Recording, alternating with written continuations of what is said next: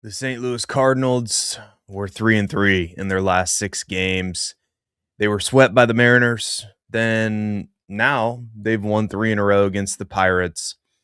And currently they are 17-13, 2 games back in the NL Central. They play a day game today at 11:40, I believe, against the Pittsburgh Pirates. And last week we talked about sustainability. We went through every single position group and talked about, okay, who are the guys that we could see as long-term Cardinals?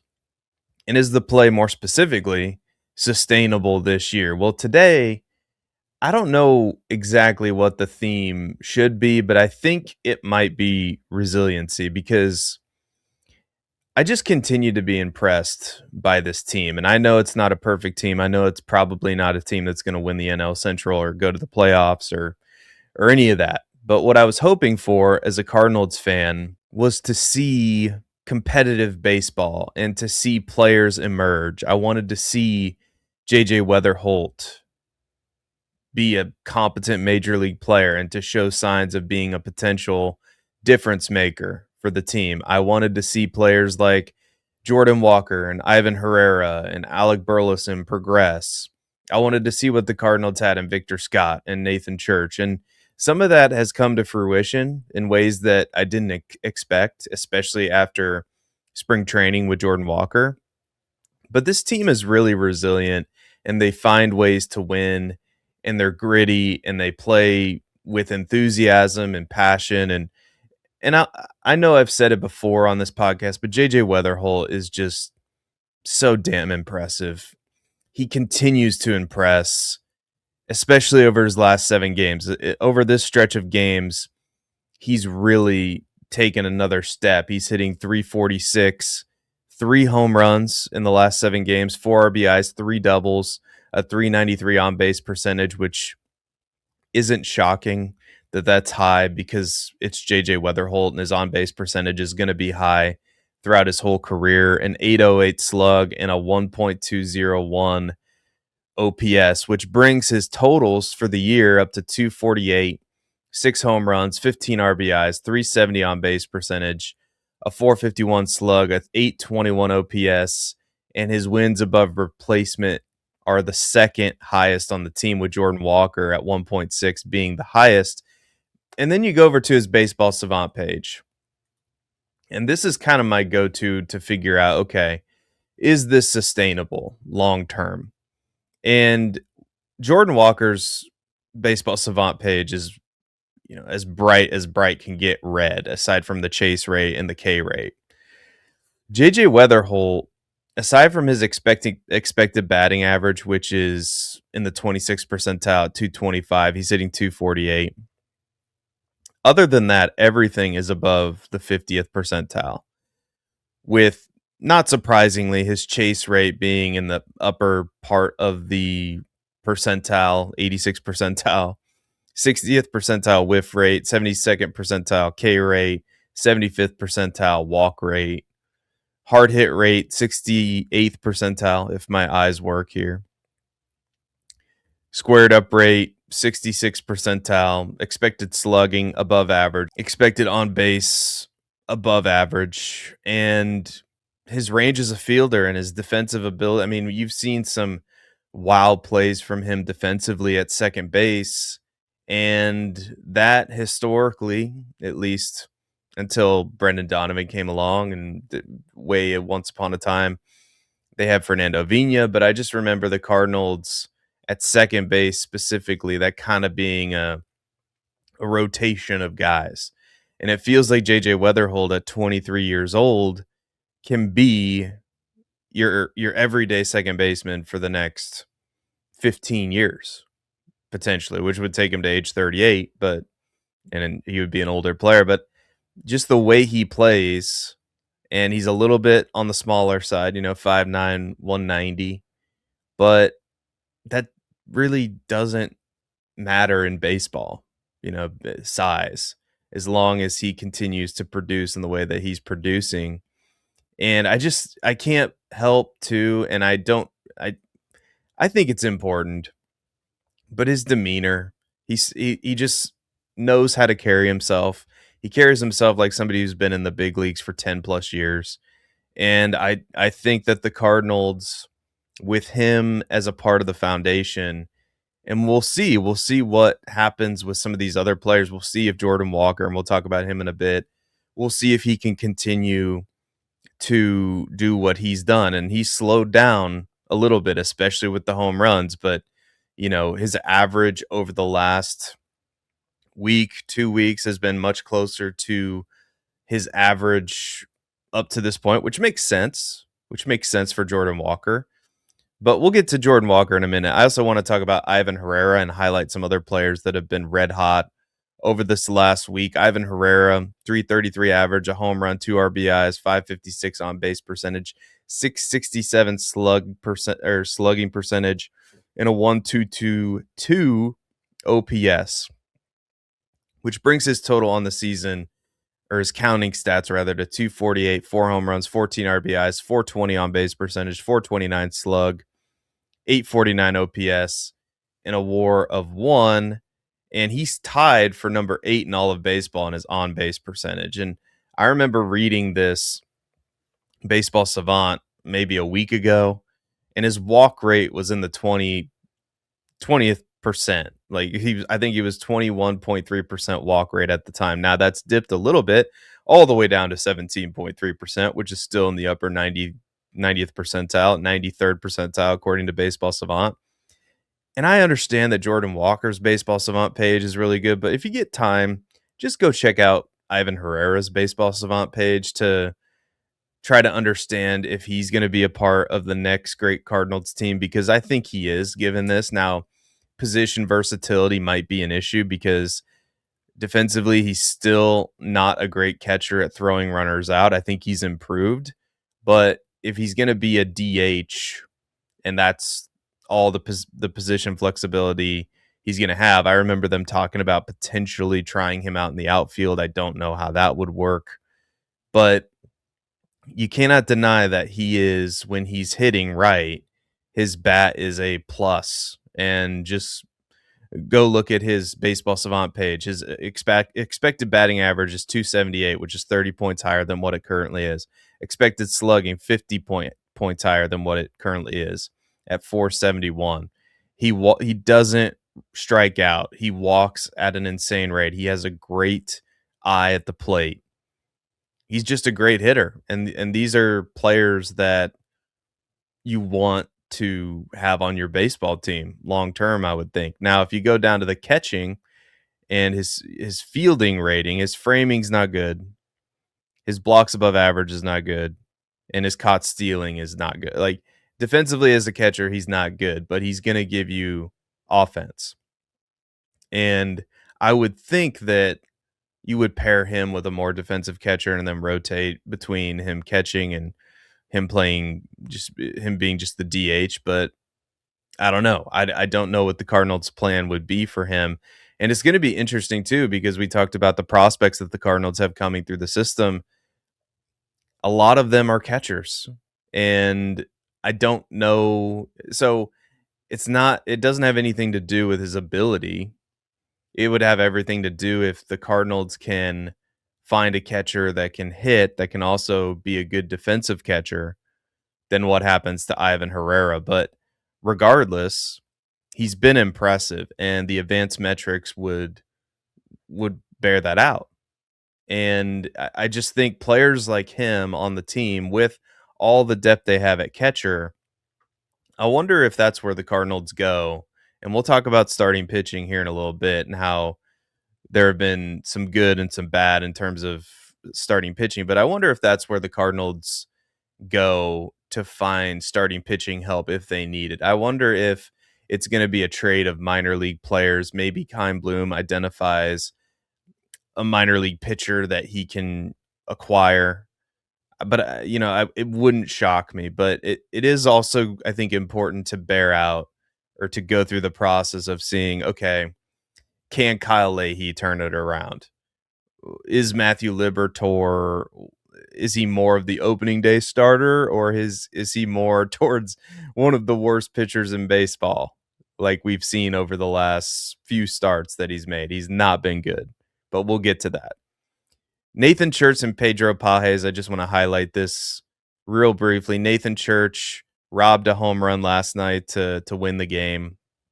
Although it was I'll admit this, it wasn't like he leaped over the wall. It was just he was up against the wall and he caught the ball and it looked as though the it would have been a home run. But he's hit 3 home runs over his last 7 games. Pedro Pages hitting 455 and 11 at bats over the last 7 games, including 2 home runs. And it wouldn't be an episode of the Believe in St. Louis Cardinals podcast if I didn't give you a Jordan Walker update. And yes, he has slowed down over his last 7 games, 277 average, 0 home runs. He hasn't homered in a while, which I know has some people stressed out, but relax, it'll be okay. 4 RBIs, 333 on base percentage, just a 227 slug and a 561 OPS, which brings his counting stats on the season to 279, 8 home runs, 20 RBI, 352 on base percentage, a 532 slug, and an 884 OPS, and 1.6 wins above replacement, which leads the Cardinals. And still, if you told me by the end of April that those would be Jordan Walker's counting stats, I would have taken it every day and twice on Sunday. So Jordan Walker, it's going to be fascinating to see how he progresses throughout the season. But so far, so good, even though the last week or so, maybe longer than that, hasn't been exactly what we've wanted. Now let's get to the starting pitching, because again, we said as far as a sustainability, looking at it, the Cardinals with our sustainability lens on, I pointed to the fact that the weakness of this team is going to be the starting pitching, and that has kind of bared out to be true because Matthew Liberatore has not been good. 5 earned runs, including 3 home runs in his last start. He just went 3 1/3 inning. And pitching is key. If the Cardinals want to get back to where they were, they're going to have dominant starting pitching. You remember the heydays where Adam Wainwright and Chris Carpenter were at the top of the rotation, and then they had nice starting rotations that featured guys like Jeff Suppan, Jaime Garcia, and the list goes on and on. I remember Jake Westbrook, guys like that. Like, you have to have quality 3, 4, 5 arms in your rotation, which is why I'm a little bit excited about Michael McGreevy. Now I know it's early, and I'll give you a weird stat here in a minute, but the counting stats on Michael McGreevy are really good. He's 1-2, an ERA under 3 at 2.97, and he has the 8th best WHIP in all of baseball at 0.90. The weird stat is he's given up 5 home runs and he's walked 5 batters on the season. So he's given up just as many home runs as walks. But Michael McGreevy, when you watch him pitch, and I've said this before, you go, man, there's nothing really phenomenal about what he does, but he just pounds the strike zone and he gets people out. And I don't think it's a top of the rotation guy, but potentially your 3rd, 4th, 5th in that range. Ideally, your 4th or 5th starter. I think Michael McGreevy would be just fine. And he's been better than that this year. Andre Palante, again, not a guy that I would earmark. And I said on last week's episode, and maybe I should just start every episode by saying every player on the Cardinals is terrible. They're all bad, because when I call out a player like I did with Jordan Walker in the spring, they go on to have just a phenomenal stretch. And Andre Palante, I'm not saying this is phenomenal, but Andre Palante, 3-2 with a 3.73 ERA, 1.31 WHIP. That's a little high. He had a bad start against Boston on April 12th, but after that, he's been pretty good. He's been really good. And again, I don't know if it's a guy that you can feature at the top of your rotation, but if Andre Palante and Michael McGreevy are the 4th and 5th starters, the future 4th and 5th starters in a St. Louis Cardinals rotation, I'd take that. And this year is all about finding out who these guys are. Dustin May.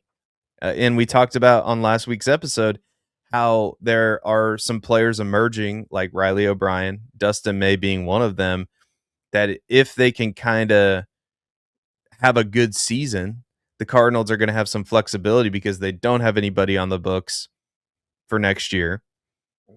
They're going to have money to spend. So they could trade Dustin May. They could keep Dustin May.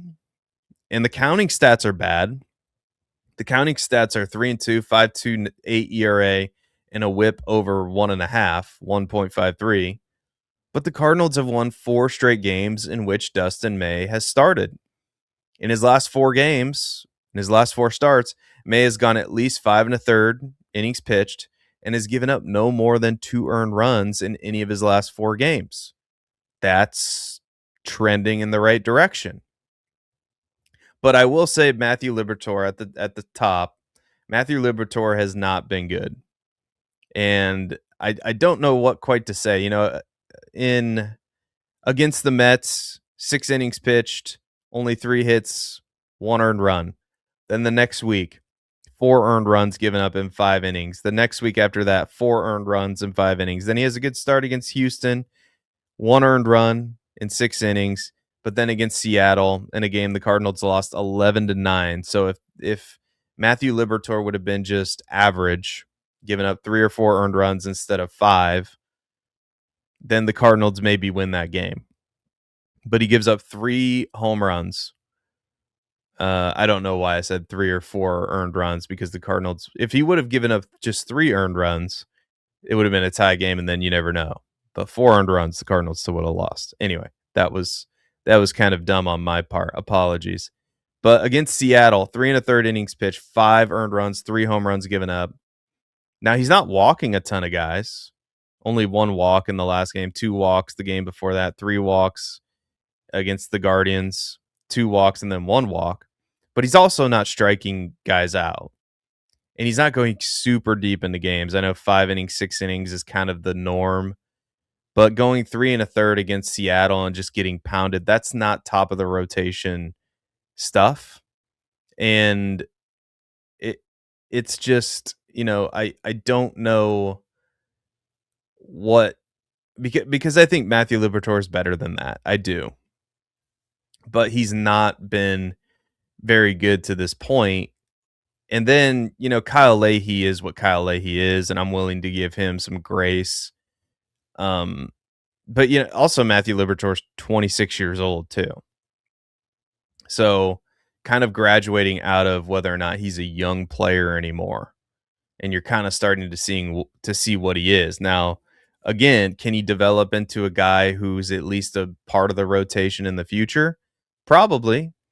But he's just not been very good over his last, at the very least, you can say he's been inconsistent. But I think on the whole, this starting pitching rotation has been okay. It's not been just god awful. And it's going to be exciting to see Hunter Dobbins make his debut today against the Pirates. So that should be exciting to watch, to see what the Cardinals have in Hunter Dobbins. Obviously, Richard Fitz goes on the IL, season-ending injury, which is not good, because I really think he would have been up at some point. And outside of that, I don't exactly know what the plan is, or how soon the Cardinals would bring up somebody like Tink Hence or Quinn Matthews. But there are also guys now in the system that could potentially, at the very least, be depth pieces. So when you compare this year's starting rotation to last year's starting rotation, I don't think it's a I just don't think it's a comparison. I don't think it's even in the same ballpark. Pardon the cliche. So the Cardinals, and this is the toughest thing to do. This is going to be the toughest thing the toughest assignment Keimblum has, is building out this rotation. But it's been nice to see that at least you can kind of see Michael McGreevy and Andre Palante.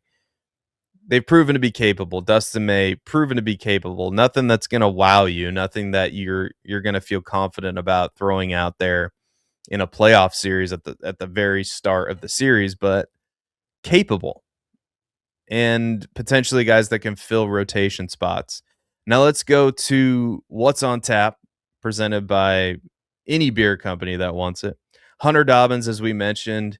Cardinals go for the 4-game sweep at PNC Park today, 11:35 a.m. Central Time. So the game could be going on while you're watching this episode. I don't know. Maybe you have multiple screens going on. You watch this, or you listen to the podcast, which, by the way, go give us a 5-star review on anywhere you get your podcasts, on YouTube. Believe in St. Louis Cardinals, or Long Live Baseball on YouTube, rather. Go check that out. Then the Cardinals welcome the Dodgers to Busch Stadium. They have a 3-game set against the Dodgers. And Emmett Sheehan, Matthew Liberatore. Actually, the Cardinals face Paul Skeens today. So go out, and if you're in the Pittsburgh area, see Paul Skeens pitch today. Then Friday, Emmett Sheehan, Matthew Liberatore square off at Busch Stadium. On Saturday, Roki Sasaki faces Michael McGreevy. And then Justin Warbleski, hopefully I'm saying that right, faces off against Dustin May on Sunday, the 3rd game of that series. And then the Cardinals welcome the Brewers, the dreaded Brewers, on Monday, May the 4th. May the 4th be with you. So that's going to do it for this episode. Click the like button and subscribe on the YouTube channel. Download the podcast. Keep downloading the podcast. Give us a 5-star review on the podcast side. Let us know what you think. And until next time, be good, everybody, and let's go Redbirds.